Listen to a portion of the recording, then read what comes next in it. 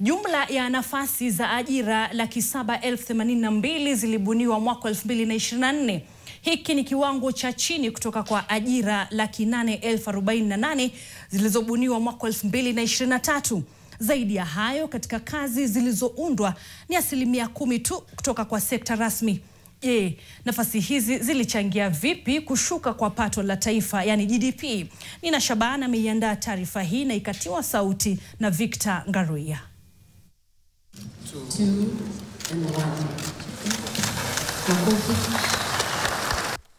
Kuongezeka kwa kazi zisizo rasmi kwa ujumla kunaonyesha hatihati ya uchumi rasmi na uwezo wake wa kutoa kazi nzuri na ulinzi wa kijamii. Ingawa kazi zisizo rasmi zinaweza kutoa fursa za ajira na kuchangia uchumi, mara nyingi huhusishwa na mishahara ya chini, faida chache na ukosefu wa ulinzi wa kisheria, ambayo inaweza kuzidisha ukosefu wa usawa na kuzuia maendeleo mapana ya kiuchumi. Kwa mujibu wa utafiti wa kiuchumi wa Afisi ya Kitaifa ya Takwimu Kenya, sekta ya jua kali iliunda ajira mpya 7,700, ikiwa ni 90% ya ajira zote mpya zilizoundwa bila kujumuisha kilimo kidogo. Zaidi ya hayo, ni dalili wazi ya ukosefu ya ukusanyaji wa kodi. Kwa mtazamo mpana wa utendaji wa kiuchumi, pato la taifa la Kenya, ukipenda GDP, lilishuka kutoka 5.7 mwaka wa 2023 hadi 4.7 mwaka wa 2024.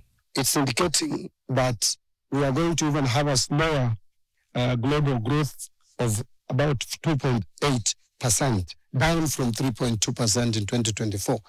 And coming back home, actually, they have revised our growth projection to about 4.8%. Mambo mengine ambayo yalijitokeza kuwa na mkono katika kushuka kwa ukuaji wa uchumi ni pamoja na kichocheo cha uchumi wa chini, kilimo ambacho kilishuhudia kushuka kwa ukuaji kwa 3.3 kutoka 7.7 mnamo mwaka wa 2023 hadi 4.4 mwaka wa 2024.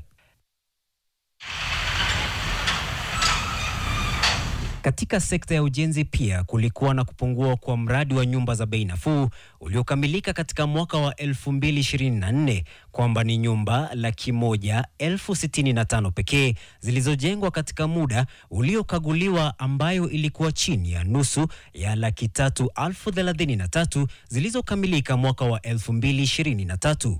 So the shocks include the following: constrained fiscal space, which we are facing as a country; high interest rates, exaggerating debt servicing costs; domestic socio-economic upheavals, which were questioned by protests regarding the 2024 finance bill that almost shut our economy for about 3 months. Please ensure the road upgrade for the media. Waziri Mbadi, hata hivyo, anaimani kuwa miradi ambayo uchumi utachukua mwaka huu inaungwa mkono na kilimo kilichoimarishwa kutokana na hali ya hewa nzuri na usambazaji wa mbolea ruzuku.